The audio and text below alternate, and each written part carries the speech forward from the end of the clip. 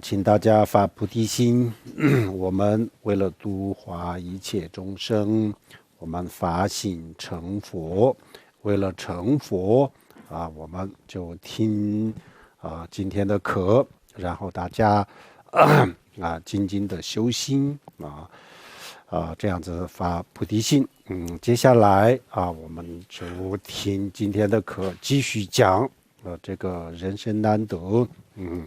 那么人生难得的这个重要性我们为什么要修这个法这个之前我们已经讲过了。还有呢，这个慧灯之光第二里面呢也讲过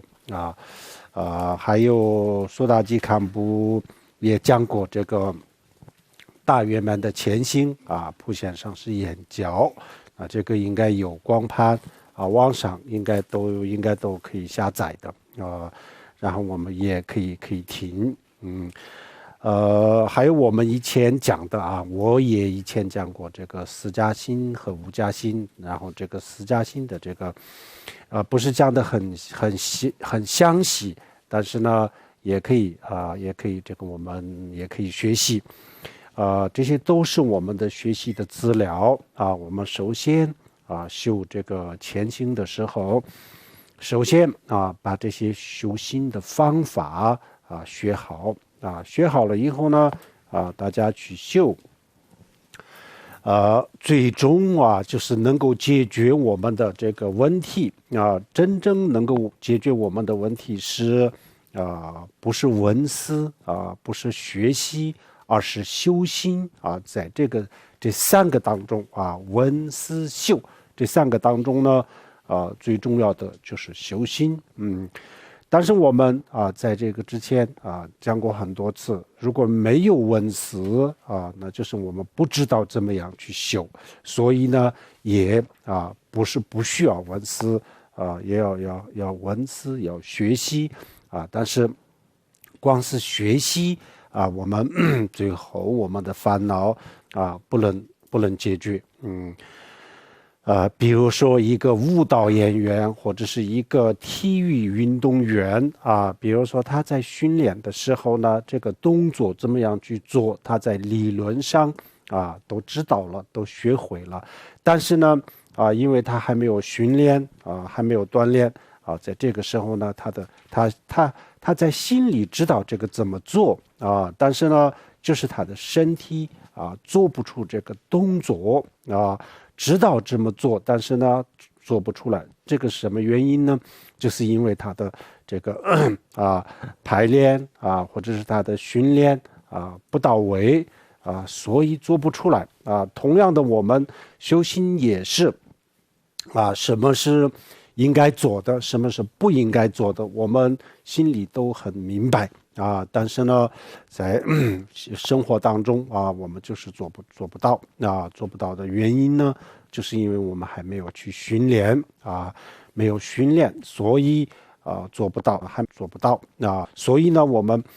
首先要去学习要去学习，学完了以后呢要去修这个是相当的重要那么第一个我们在这个之前也讲过了，首先我们必须要明白我们这一次的这个机会是特别的不容易的必须要明白这一点否则的话我们不去珍惜这个机会，不珍惜不珍惜，那不珍惜以后我们以后这个机会错过了以后呢那再有没有这样子的机会，这个就非常的难所以呢首先要知道这个人生是特别不容易的需要有一个这样子的这个修心所以我们要修人生难得。那么人生难得这个37种思维的方式当中我们已经讲过了这个8个闲暇然后呢我们今天开始讲这个4个圆满8闲暇和4圆满的这个区别是什么呢？8闲暇它是反面讲4圆满是正面的讲正面和反面也就是说，8个现象呢，就是说啊，我这一次呢不是地狱不是恶鬼不是这个旁生。如果是恶鬼的话，没有机会如果是地狱的话，没有机会。如果我是一个旁生一个动物的话，也没有修行的机会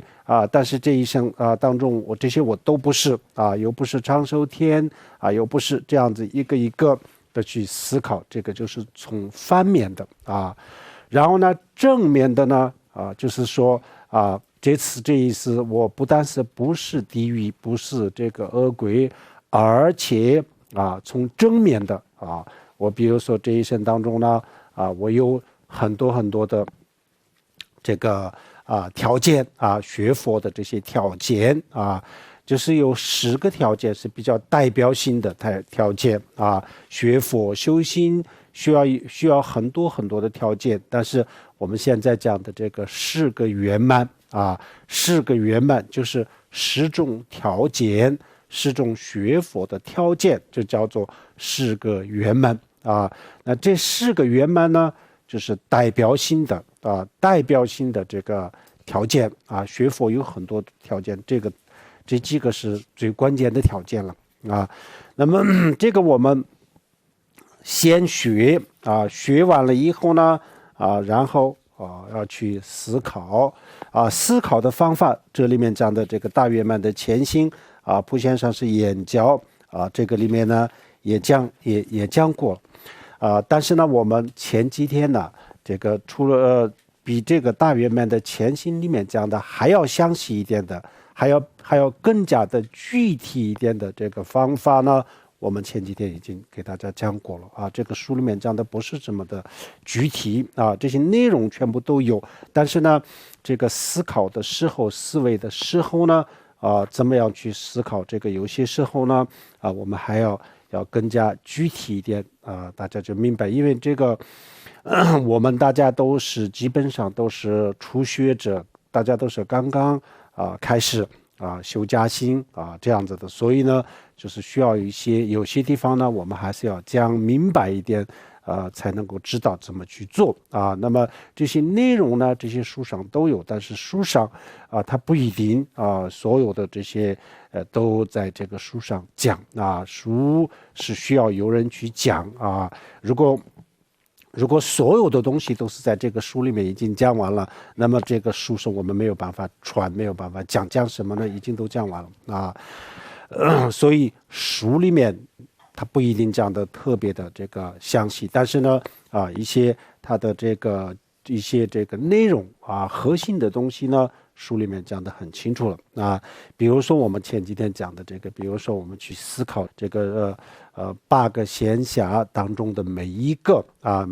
都要分3个的阶段，先去思考这个比如说地狱的痛苦，然后呢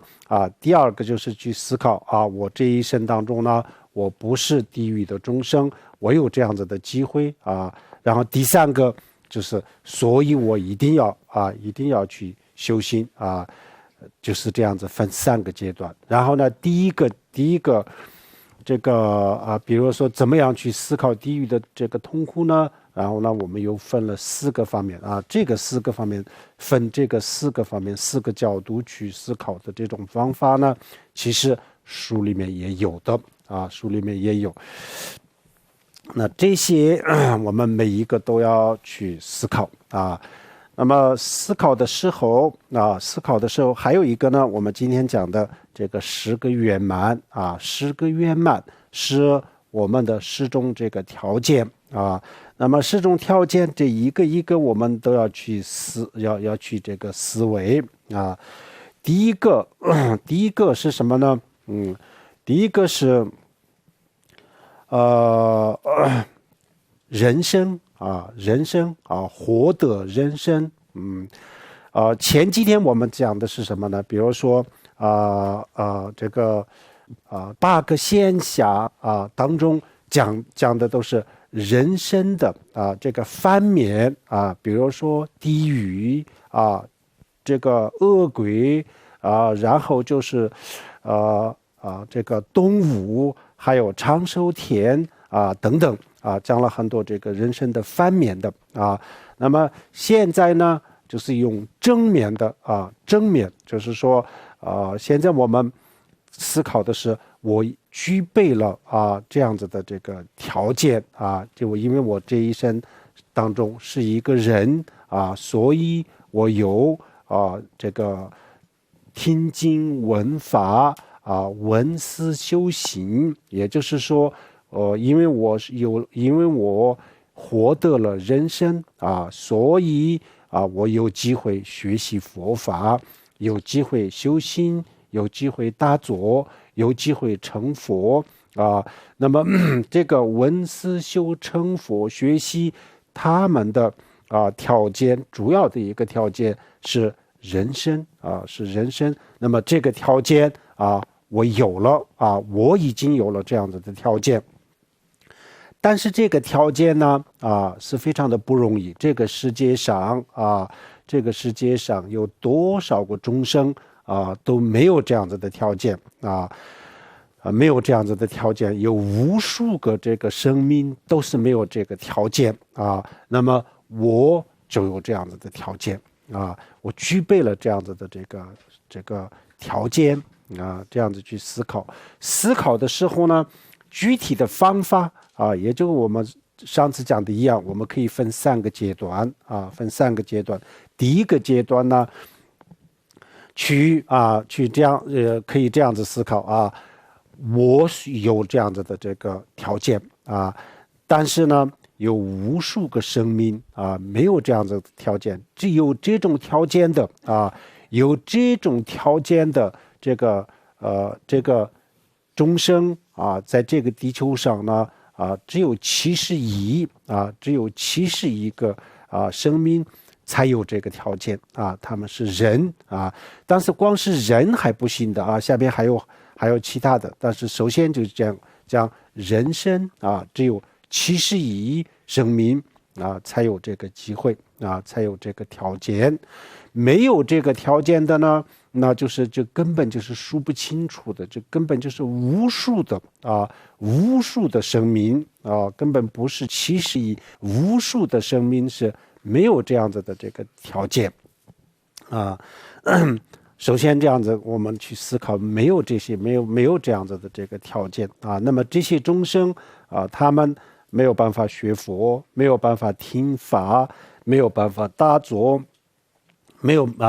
有机会这个持戒守戒，没有机会这个修禅定没有机会学智慧，这些所有机会都没有那么如果我是其中的一个众生的话，那我也跟他们一样不会有这样子的机会。但是呢这一生当中我有这样子的这个机会，这是一个非常非常难得的这样子去思考我们讲的都是比较就是一个简单的然后不需要太展开的讲然后大家都知道，因为方向这个思维的模式知道了以后呢在这个基础上大家都可以展开的去思考比如说我这一生当中没有这个人生的话，那我会是什么样子我会有这样子的机会吗？有听经的机会，有打坐的机会有学佛的机会，有念佛的机会等等，这些都会有吗？这些都不会有的那么这么多的众生都没有这样子去思考第一个阶段然后第二个阶段呢就去思考那么我这一生当中有这样子的这个机会有了这个条件那么这个条件深深的体会到这个条件是非常非常的不容易的来之不易的就是去思考这个第二个然后第三个阶段呢，然后我们就去思考因为我有一个这么难得的这个条件这么多的众生都没有的条件我已经有了，那么有了那我不应该浪费我不应该浪费这个条件，我不应该不应该错过这个机会，所以我一定要做到人生有意义，我一定要努力修心一定要自利利他我一定要自利利他因为这么多的众生都是没有机会，那我有这样子的机会，但是我也就是一个短暂的几十年当中有这样子的机会，以后我也不一定有这样子的机会以后呢，我也许跟其他的除了这个地球上的70亿生命众生以外的这些众生一样再过了几十年以后呢，有可能我也不会有这样子的机会这个机会我也就这么短暂的时间当中有我也不要以为我永远都有这样子的机会，我死了以后再回来的时候也会有这样机会这个不一定的。如果我们这一生当中做得比较好那这样子呢，有可能生生死死都会有这样子的机会。但是如果在这一生当中我们没有这个修心没有学佛这样子的话，那虽然这一生当中是有了，这个是过去的福报，但是呢下一次有没有这样子的这个机会特别特别的难说很有可能这一次失去了这个机会以后呢然后就再也不会有这样的机会，这个很有可能的所以我就在一个短暂的时间当中有这样子的机会的时候呢，我要赶紧去这个修心要立即要去修心这样子，这个是第3个这个思维的方法那么这个在我们的整个学佛的过程当中它就是成为一个很强大的动力很强大的动力。以后我们学佛的过程当中，我们前几天也讲过了有些时候我们也会大家都是一样，都是人有些时候也懈怠散乱大家都也喜欢去玩不太想修心，这样子的时间一定会有的这个时候呢我们一想到这个人生难得的时候呢，然后这就是一个很大的动力这就是变成一个很大的动力这样因为这么难得的机会，所以呢我再累再忙再怎么样也得要去修心也要去修心，就到时候一定会成为一个很好的动力所以呢这些基础的这些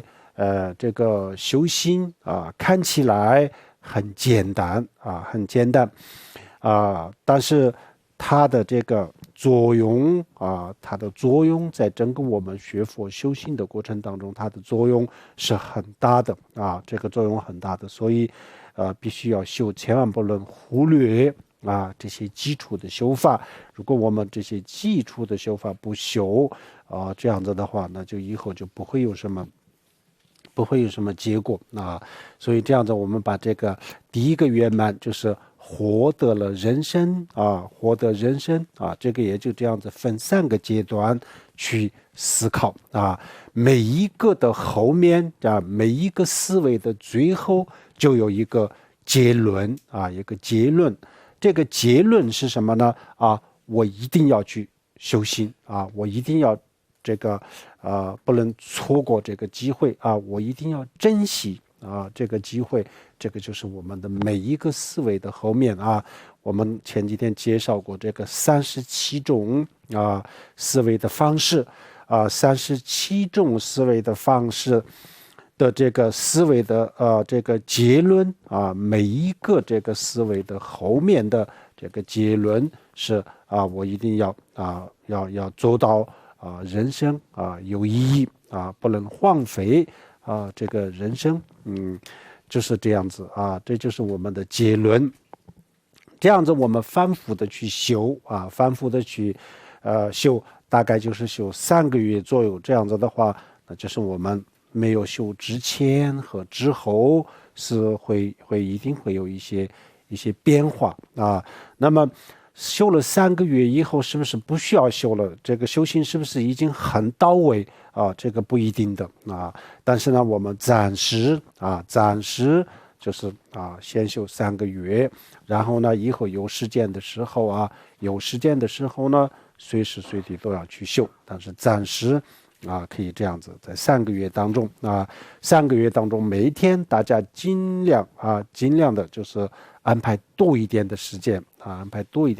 去修。人生是第一个条件，第二个条件就是出生在中途中途就是我们前几天讲过，前几天讲的是如果出生在这个我们如果出生在这个边缘地方就是没有佛法的地方那就是没有条件，这个是反面讲的现在是正面的讲就是我出生在这个中途就是有佛法的地方，我们这一次呢就是有了这个条件了。如果没有出生在这个中途的话，就是如果没有出生在有佛法的地方这样子的话，那虽然是人生虽然是获得了一个人生但是呢这个我们比如说没有佛法的地方就是一个比较边缘的地方如果出生在这样子的地方的话，那也就是没有用虽然是人但是呢还是没有机会，没有这个仅仅是一个人还不行，这个当然是一个很重要的一个条件，但是呢还需要其他的很多的条件那么第二个条件是什么呢？就是就出生在中途这个是第二个条件。然后这个思维的方式呢我们也就跟刚才的一样分3个阶段去这个思维去思维。因为这个大圆满的前行谱线上是眼角这个里面呢讲的比较全面讲的比较全面，还有宗喀巴大师的菩提道次第广论这些书里面讲的比较全面的，我们都可以去学习都学完了以后就去思考这是第二。然后第三就是第三，我们前几天我们讲过一个这个不线下当中有一个隐哑人就是聋哑人和这个智障的有智障的人那这样子的话并不是完全不能学佛，还是可以学，但是呢还是会有一些就有一些不足的地方，就是有一些这个缺陷所以呢有些不方便的地方，也应该这么讲吧，应该是一个不方便的地方那么我们绝大多数的人呢也不但是不是隐哑人，而且我们有了这个条件，有了什么条件呢？无根的功能都是具备的眼耳鼻舌身，尤其是我们的心有这个去学习修心还有这个去学习佛法的这个能力有能力。比如说我们的眼睛也能够看到佛像也可以看到书。如果是盲人现在有盲文，还有电脑也可以帮他读但是呢这个有眼睛和没有眼睛还是不一样的还是不一样，自己看书等等也如果是一个盲人学佛还是有很多的困难那我们不是盲人，那么看得见字可以看到佛像可以看到书，那这也是一个条件还有就是耳朵能够听得见完全听不见的话，那这个就是一个很大的问题了，学佛就有很大的困难有很大的困难。但是也不是这样子然后我们的五根齐全不但是五根都没有问题，而且主要的就是意识能够接受能够接受，能够这个接受佛，能够理解这些佛教的这些内容不是智障的，没有智障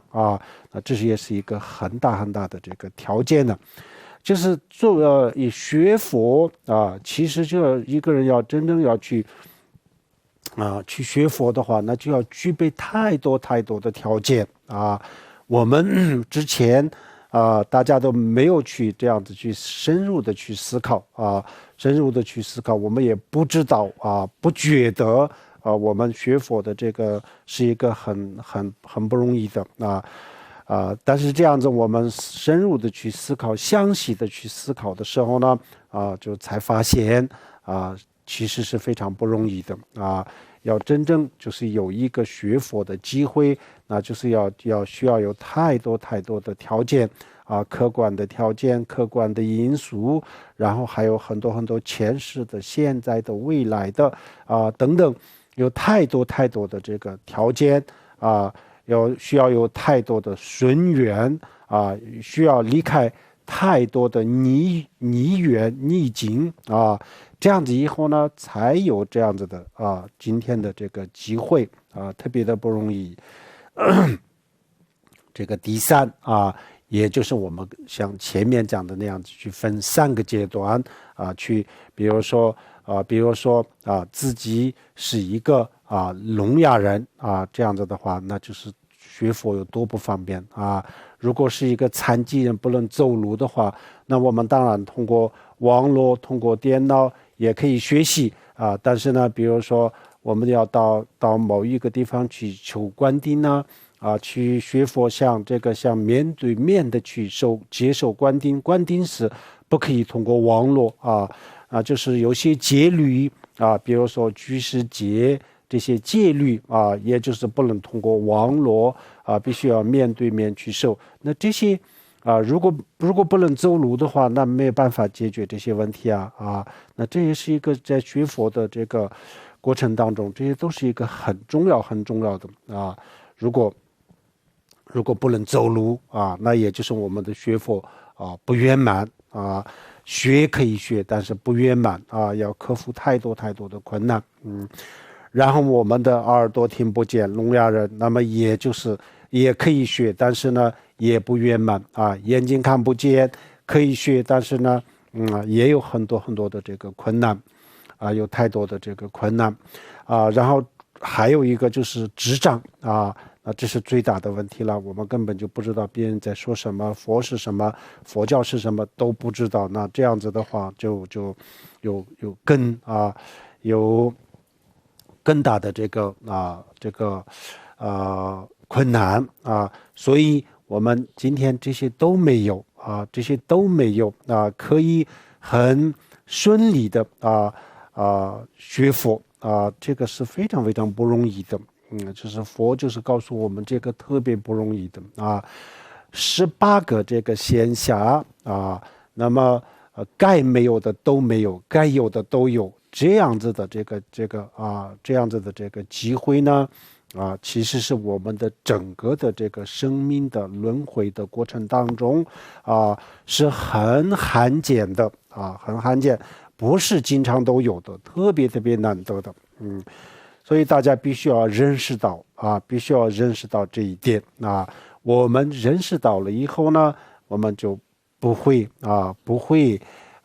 浪费这个人生不会浪费人生的到时候我们自己去浪费人生浪费时间的时候呢，我们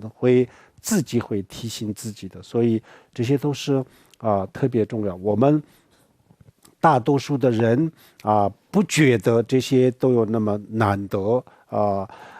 不知道这个是一个很难得的机会，所以呢他们浪费了人生也不觉得是浪费不觉得是浪费大家都说只要开心就可以开心当然不可以只要开心就可以，那当然不可以开心的事情很多很多的，每个人都有不同的开心的事情，但是呢每个人都觉得只要自己开心就可以，什么都可以做，那这样子的话这个就是杀到阴王，很多人也开心的所以这个不能这样子的，所以我们首先就知道这个人生非常的不容易，生命是非常不容易尤其是我们现在这样子的这个机会是不容易。我们前几天也讲过，我们在这个社会上扮演什么样的角色都不重要，在这个学佛的这个团体里面这个佛教的这个圈子里面呢，那么所有的人都是平等的，所有的人每个人都有这样子的这个机会有这样子的机会。从这个角度来讲我们每个人都是非常的幸运的每个人的这个机会，这个生命是非常非常不容易的非常的不容易从这个角度来讲，我们的这个人生是一个非常理想的人生从世俗的角度来讲，可能有很多很多不完美的东西不理想的地方都有，但是呢，从学佛、从修行这个角度讲是很理想的，是很完美的是一个非常难得的所以呢，从这个角度来讲，我们前几天也讲过了，就是当我们在生活当中就是遇到一些就是鸡毛蒜皮的这些事情的时候呢，大家又很不开心呢然后就是又这个把自己搞得很烦恼很痛苦其实这些都是因为我们看得很短我们看到的东西太少我们看到的这个范围很小就是讲这个就是说树木春光这个就像这样子，我们看到的东西太少了，所以我们的价值观都是特别的有局限性我们看到的知道的东西特别的少所以呢，我们也想不出什么也追求就是我们的理想，也就是这个除了这个吃喝玩乐这个现实生活以外我们就想不出什么就更崇高的目标，那是因为我们没有智慧有了我们学了佛以后呢然后我们真正的知道太多，然后就是打开我们的眼界才知道就像我们过去没有科学的时候呢，我们地球上的人的所知道的、所了解的在大自然当中我们所了解的特别有限特别有局限性然后呢，很多也就是错误的什么，然后正确的这些人事这些知识也是非常的有限非常有限。那么现在就是有了科技以后呢，然后我们一看到了这个地球，一看到了太阳系，尤其是看到了这个整个的银河然后有成千上万的银河的这个太空宇宙一看到了以后呢，然后我们就知道我们特别的渺小我们知道的更加的这个渺小，其实可以说我们什么都不知道但是我们以前不怎么认为我们以前认为我们只知道很多但是科技也就是让我们知道的也就是一部分而已。然后比如说一些精神上的东西还有就是生命的一些这个生命的我们的人的生命或者众生的这个生命的一些奥秘深奥的东西呢，科学至少目前也没有办法告诉我们。那么这个佛这个问题，佛学的智慧可以给我们解决这个问题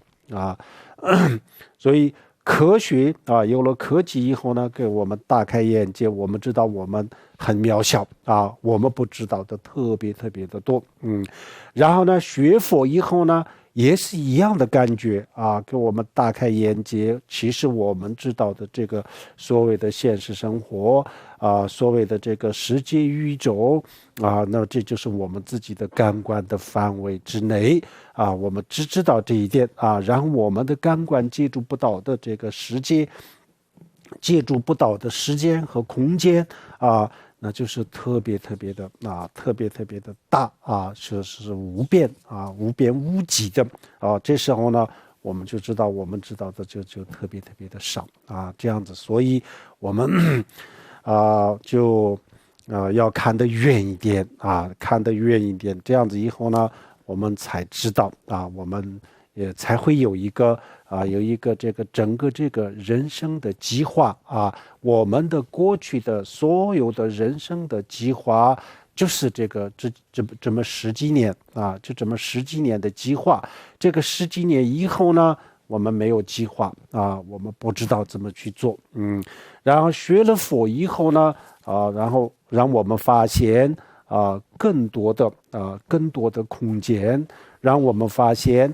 就是更多的未来的路这样子以后呢，我们也就就从这个佛教里面我们可以学习这个未来的这个漫长的路怎么走然后呢，一生又一生的这个生命轮回的这个当中我们应该有一个什么样的计划那么这些都我们学了佛以后就知道了学佛以后才知道这些，所以我们就这个稍微这样子稍微看得远一点，这样子以后呢，我们就会有一个可以建立一个崇高的目标崇高的目标就是学佛解脱这样子的，这样去思维，这个特别的重要好，这是第三。然后呢，第四就叫做这个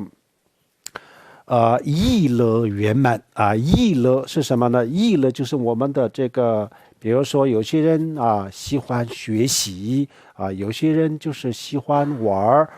有些人喜欢体育，有些人喜欢其他的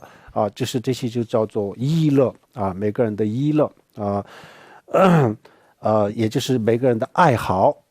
那么爱好是颠倒的，有些人的爱好是颠倒，这个里面佛经里面就叫做业绩业绩是什么意思呢？实际上业绩这两个字翻译了我们现代语言的话，实际上就是生活和工作这些叫做业绩我们的生活的这个方式然后我们的工作所作所为这些叫做业绩所作所为叫做业绩也就是爱好也是其中的这个一部分那么颠倒是什么呢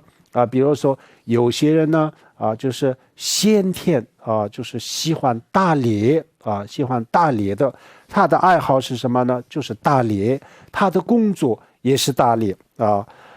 就是这样子的。比如说渔民就捕鱼的渔民，打猎的猎人等等。有些人呢其他地方呢可能也就这种情况比较少，比如说印度在印度历史上逐渐的就是把这个人类的这个四种阶级形成了以后呢他一开始的时候呢，他们也不是他的父亲干什么，就是父亲的职业他的职业，他的儿子也就继承他的职业父亲是猎人，那么他的儿子也是猎人这个印度是这样子他们的历史但是最早的时候呢，他们也不是这样子最早的时候都不是世界上的其他地方的人一样父亲是猎人，但是儿子他有可能是一个音乐家，有可能是一个艺术家其他地方都是这样子每个人都有自己的这个爱好但是呢，像印度呢，就后来印度的历史就发展成这样子，就是父亲的这个职业然后他的儿子要去继承这个职业，那也就是说父亲干什么他的儿子就是干什么，那么他们一代一代都是要就做这个事情那么这种情况下呢，比如说有些小孩生下来的时候他已经注定他是当猎人的他是当屠夫的，当妓女的，当各种各样的这样子的这个颠倒的就是这个叫做颠倒业绩颠倒，一般是这样子那么除了这个以外呢，还有比如说职业的屠夫还有就是职业的这个猎人、渔民啊，把这些就是杀盗淫妄作为自己的职业、自己的工作的这种人就叫做业绩颠倒啊。业绩颠倒就是这样子工作，他的工作是专门去杀啊，或者是专门去偷啊，杀盗淫妄啊，就是这样子的这个工作啊，或者是经常在这个杀盗淫妄当中生活在杀盗淫妄这样子的这个特殊的人啊，叫做颠倒啊，业绩颠倒。我们每一个人的这个生活当中会有杀有盗有淫妄啊，都会出现的啊。但是呢，这个不是我们的职业啊。然后呢，每一个人的工作也不一定完全能够远离杀盗淫妄啊。这工作当中会接触到这些但是呢，这个不是他的职业不是他职业，只是偶尔就会遇到的一些这样子的情况，但是这个都不是他的职业把这些杀盗淫妄当做自己的职业、自己的工作的这样子的人一般就是这个叫做业绩颠倒然后严格意义上讲那虽然不是搞这个职业的屠夫、职业的这个渔民这样子，但是呢他平时都是非常喜欢打猎的他不是职业打猎，但是呢很喜欢打猎，很喜欢杀生的等等这些就总而言之很喜欢他的娱乐，他的爱好就是杀盗淫妄的这样子的人，叫做业绩颠倒我们普通人，我们凡夫每一个人都会遭罪的都会遭罪但是呢，这个不一定是他的爱好有些时候就是无意当中，有些时候就是没有办法的情况下或者是偶尔就是会杀盗淫妄，但是呢，这个不是他的爱好不是他的爱好，一般的大多数人都是这样子。但是有些人呢就是刚才我们讲的这种印度的这种过去的他的这种风俗那这个是跟他们的文化有关系那么有些呢跟他自己的前世有关系，比如说当地根本就没有这样子的这个风俗习惯，没有这样子的文化但是呢他自己生下来的时候就是他的爱好就像打鱼这个打猎捕鱼然后就是杀生就是他自己就先天就有这样子的爱好，那这个是他的上一世他的上一世有关系这种人就叫做业绩颠倒如果我们这一生当中是一个这样子的人的话，那也没有办法没有办法学佛了他就经常都不想学佛了，他的爱好就不是学佛就是要杀盗淫妄，他没有这种学佛念佛修行呢，他不感兴趣根本就不感兴趣，他感兴趣的就是杀盗淫妄这就没办法学佛了其他的条件都有了只要这个条件不具备那也就没办法学佛了。只要有一天他把这个爱好放弃了那就可以重新开始否则的话就是没有办法学佛，这是第四然后这样子的人是成千上万的，特别特别的去多那我们要去思考这些。然后第五个呢这个心性信仰的圆满信仰的圆满呢，就是我们比如说前面的这些前面的这些，比如说他也是一个人，然后呢这个五根齐全的然后他的这个也不是一个职业的这个猎人渔民这些都不是，前面的4个条件都有了但是呢他没有信心没有信心，没有信仰啊，那这样子的话，那就是唯一这个不具备了，也就不会学佛的啊，就不会学佛。任何一个事情的发生啊，都关系了很多的，跟很多其他的事情有关系的。只要这些客观的因素当中啊，有一个不具备，那么这个事情啊不会发生。同样的学佛就有这么多的条件啊，这些条件当中一个不具备，那我们没办法学佛了啊。这样子好，这五个叫做自圆满，是自身的圆满，比如说我们刚才讲的这些人生啊，然后就是这个五根七全，这些都是自己身上具备的这些条件啊，所以叫做自圆满啊，自圆满。然后接下来的五个呢，就叫做他圆满啊，他圆满。那么这五个呢，同样也是我们的学佛的这个条件，但是这些条件呢，都是客观的，就外在的条件，不是具备在我们自己身上的条件啊，就是都是外在的条件，都是外愿啊。那这五个是什么呢？第一个就是佛出世啊，如来出世。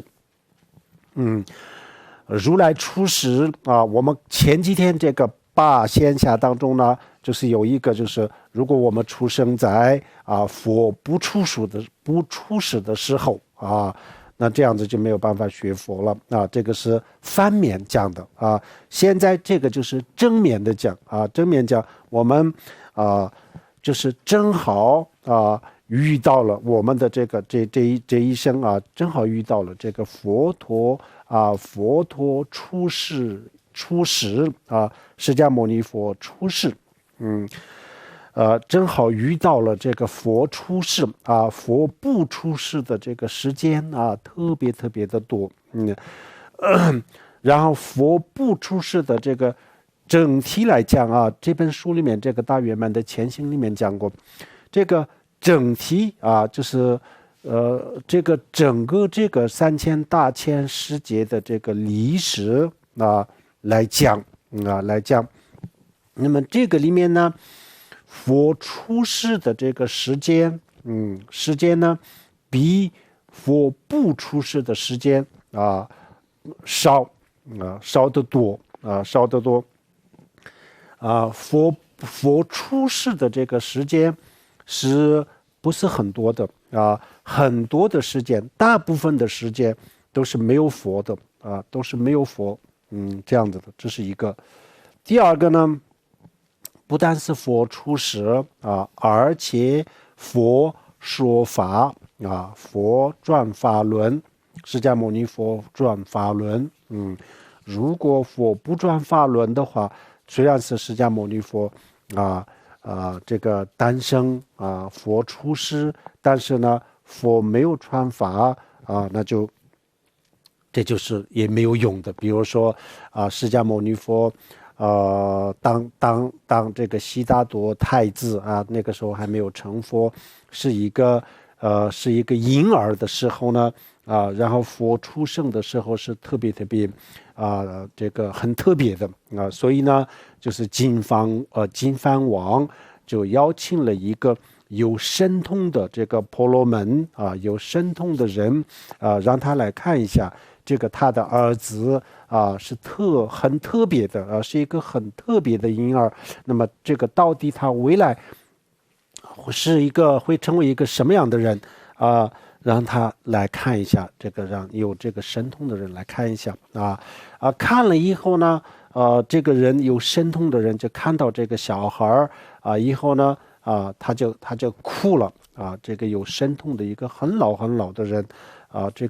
个老人家哭了那么他为什么哭了呢？国王就问他，你为什么哭呢？他就说这个儿子以后就会成佛的成了佛以后呢，他会转法轮讲经说法，然后会度无量的众生那么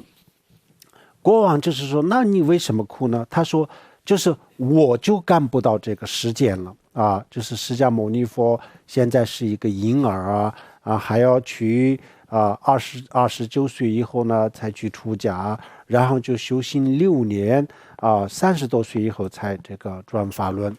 那么他说他赶不上这个时间他觉得很遗憾，他哭了那就是这样子的话释迦牟尼佛虽然是出世了，他亲眼看见佛陀了，但是他没有听到佛的这个法听不到佛的法。有这样子的人呢，有这样子的成千上万的人，就是我们前几天讲的，就是科学家的一个不太全面的也不是一个很确定的一个，就是这个猜测估计，就是在这个地球上已经这个出生已经死去的人都有1000多亿人1000多亿人那么1000多亿现在我们就是正在生活在这个地球上才70个亿才70个亿那么1000多亿的人，这就是一个天文数字了那么这么多的人当中呢，真正能够这个听到佛法的人就不多了不多，所以就虽然是佛在，但是呢佛不转法轮的话，那我们也就是听不到佛，没有机会这是第二。然后第三呢佛法注释佛法注释就是说如果太早了那我们刚才讲的就是没有这个机会如果来的太晚了那么就是佛出世了，佛转法轮了，但是呢没有佛法了这个时间佛法就已经消失了，不存在佛虽然是佛转法，但是呢我们前几天讲过佛这个一般的说法宪宗里面讲的一般的这个说法呢，佛教就是就5000年5000年的这个时间如果是5000年以后我们来到这个世界上那就是没有办法遇到佛法，就是这个意思这个意思佛法的这个确切的时间不一定是5000年，我觉得不是，但是这个佛教里面讲的，也就是主要是讲的是第一个是宪宗宪宗里面的主要是出家人的这个戒定慧方面的戒就失传了这个时候就开始失传，就是这个意思那如果是5000年以后5000年以后我们来到这个世界上的话，那学佛还是可以学的但是呢也就是有些方面呢这时候已经失传了已经失传了，所以我们也就是不是很圆满不是很圆满，所以如果来得晚一点也不行来得早一点也不行，正好是佛出世了，也转了法轮虽然佛不在，但是呢佛法还在，有人传正好我们在这个时候来到了这个世界上那这个是特别特别不容易的不能早又不能晚正好就是在这个时间当中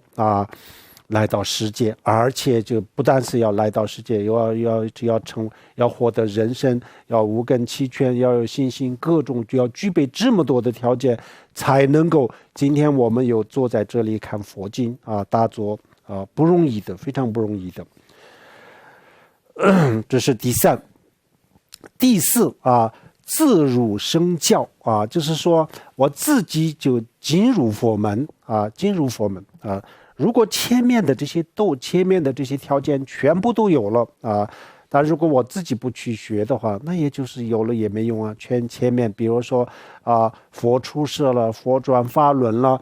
什么都有了，但是我自己不学了那就是这些前面的这些条件都具备了也没有用的那么这是第四第五如果我想学佛我自己想学佛，想进入佛门但是没有一个上师，没有一个师傅摄受我们啊，没有人教我们的话，那就是这些都啊，也就是也没有办法，前面的这些所有的这些条件啊都具备了啊，我自己也想进入佛门啊，但是没有人给我教啊，没有人给我们教，这样子的话，那也就是不就是一样的吗？那也就是同样的没有这个机会了啊，没有机会，所以这10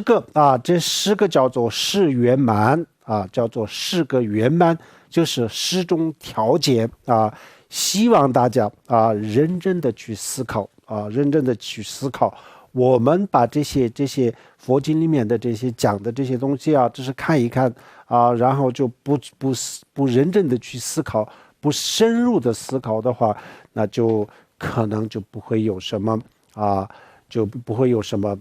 感受啊，恐怕不会有什么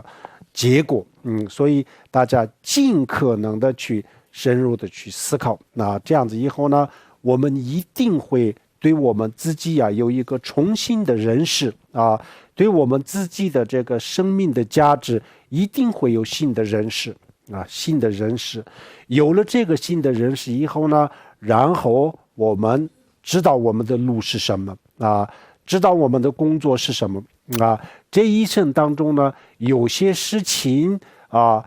并不是那么重要的，但是要去做啊，这个要去做，因为为什么呢？要生存在一个这样子的社会里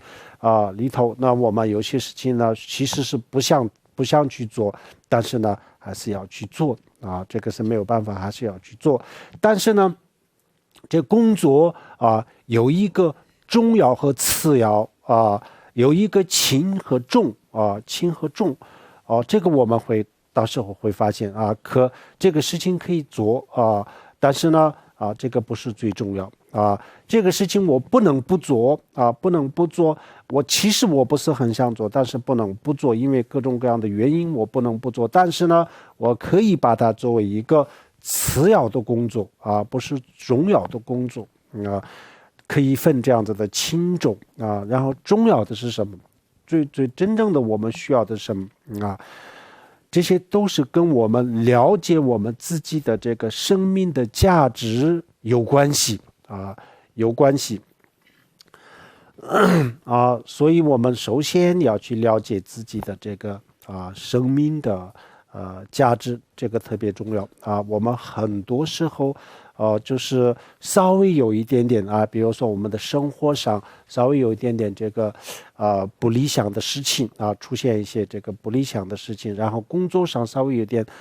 有点这个困难的时候，不顺利的时候呢很多人就觉得就这个活得没有意义了不知道为什么要活呀，等等等等就是很多人其实因为我们每个人的心灵很空虚的，精神很空虚，所以很多时候都是这样子但是只要我们认识到我们的这个真正的生命的价值以后呢，从此以后就不会有这样子的想法工作上生活上有些时候有不顺利，而且很多时候都有很多不顺利的事情，但是呢我们都可以愿意面对这些愿意面对为什么呢就是因为我们有一个更重要的事情要去做更重要的事情要去做，所以呢一些小事情为了这些小事情就不会随意的去放弃什么有一个更长远的目标。比如说我们要走一个很远的路，而且这个路到达了这个目的地对我们很重要的话，那这个路途会遇到一些这个困难我们都愿意去面对愿意吃这个苦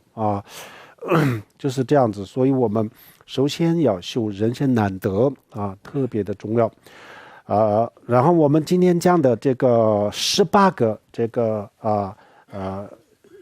这个暇满18个暇满就具体的思考思维的方式都讲过了还有两个这个八仙暇我们没有讲但是这些都是不是很复杂的，这些都这个大圆满的前行谱线上是研究里面有，大家可以看。还有呢我以前讲的这个光盘这个有光盘，这个里面也有，到时候我们修这个慧灯禅修的时候呢，大家也可以听这个光盘这个里面呢，这个另外的那个2个把线下已经有讲然后这个书里面讲的也很清楚的，还有苏大吉堪布讲这个大圆满的前行谱线上是演讲从头到尾都讲过了，讲了好长时间，讲了1-2年、2-3年了那么这些都应该是讲得很清楚的、很详细的大家都可以去听。Sonum de tanja zurbani domne ni pe jana barji kirga na je walon de ba jebe zole do wa do jo om a hom ban zernger pa ma se de hom om a hom ban zernger ba ma se de Om Ban